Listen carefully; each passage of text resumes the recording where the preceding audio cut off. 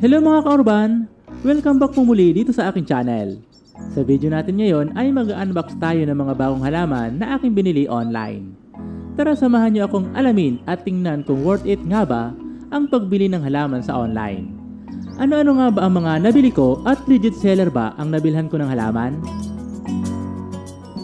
Tara guys, buksan na natin. Base sa pagkakabalot, masasabi natin na sobrang safe ng mga halaman dahil binalot talaga siya ng maigi ng seller at sinigurado na ligtas na makakarating sa atin ang mga halaman.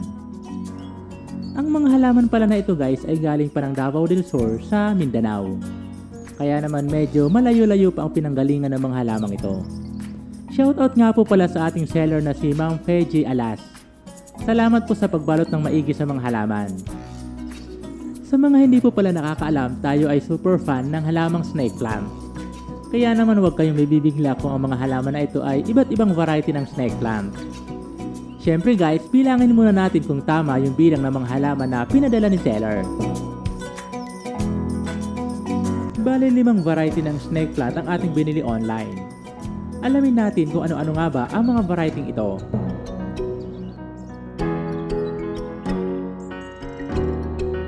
Buksan muna natin ang isa.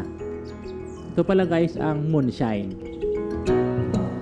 Kaya ko nagustuhan ang moonshine dahil sa mayroon itong kapansin-pansin na kulay abong mga dahon na tumutubo ng patayo mula sa isang rosette na nagbibigay ng isang maayos at nakakaakit na anyo.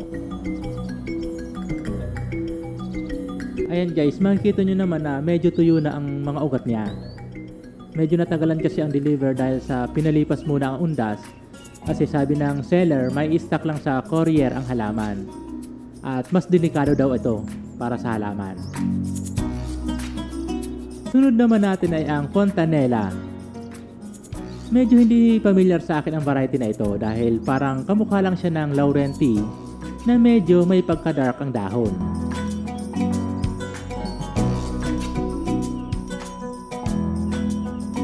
Next naman natin ay ang Bantel Sensation na kilala sa kanyang mahaba at patulis na mga dahon.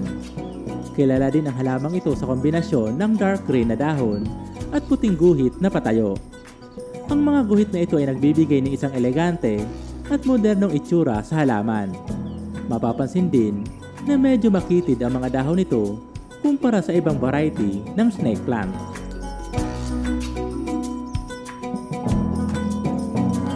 Next naman natin guys ay ang pinakahinahangaan ko ngayon na snake plant, ang Beauty Queen.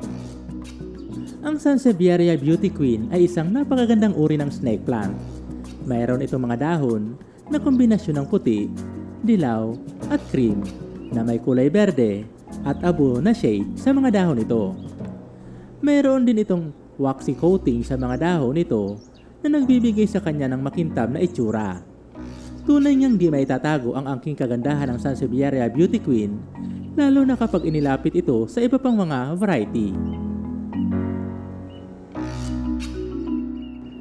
At ang panghuli ay ang dahilan kung bakit nabili ko ang bundle na ito.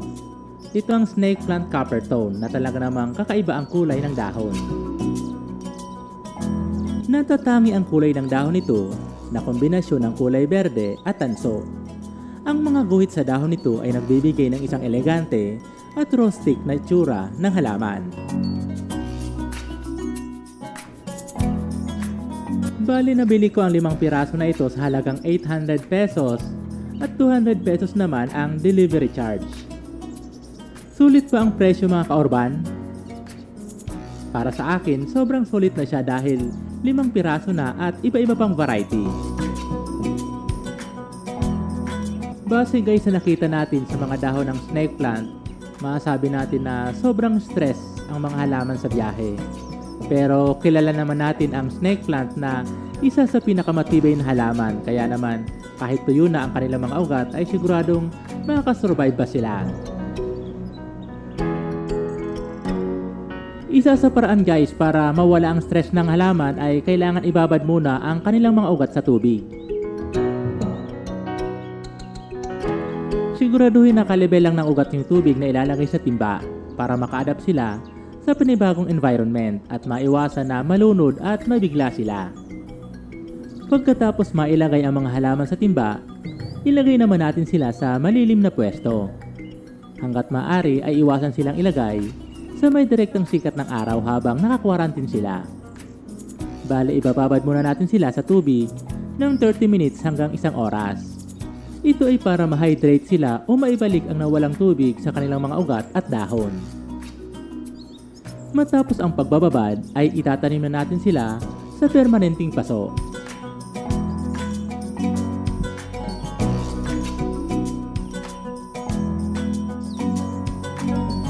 Ano ang masasabi mo, Ka-Urban, sa mga nabili namin na snake plant? Meron ka na ba ng mga ito? Naranasan mo na din bang bumili ng halaman online? Kung hindi pa, saan ka namimili ng halaman? May maire-recommenda ka ba sa amin na murang bilihan ng halaman? Ibahagi ang iyong sagot sa comment section at babasahin namin ito. Kung nagustuhan mo ang video na ito, ibahagi ito sa iba para madami pa ang makaalam tungkol dito. Ito po muli si UCL. Maraming salamat po sa panonood. Hanggang sa muli po. God bless.